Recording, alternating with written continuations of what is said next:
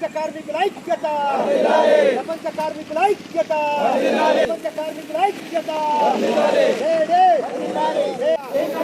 ప్రపంచ కార్మికులారా, ప్రపంచ కార్మికులారా, ప్రపంచ కార్మికులారా, కార్మికుల ఐక్యత, కార్మికుల ఐక్యత,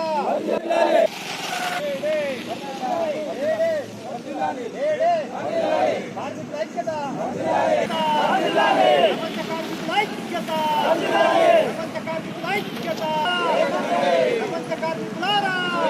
ముందుగా కోటగిరి మండల కార్మికులకు, కర్షకులకు మేడే శుభాకాంక్షలు. మరి మేడే అనేది కార్మికుల హక్కు.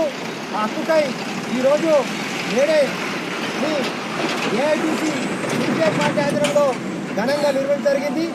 సిపిఐ పార్టీ జెండా కోటగిరి బస్టాండ్లో ఆవిష్కరించడం జరిగింది.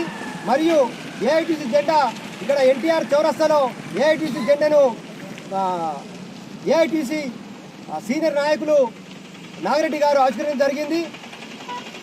మరియు 1986లో అమెరికాలో చికాగో గ్రామంలో ఆ రోజు ఆ కంపెనీలో సమాన వేతనం, సమానమైన పని ఇవ్వాలని చెప్పేసి ఆ రోజు చేసిన పోరాటం, ఆ రోజు పోలీస్ కార్పులో ఎంతో మంది అమరవీరులు అయ్యారు.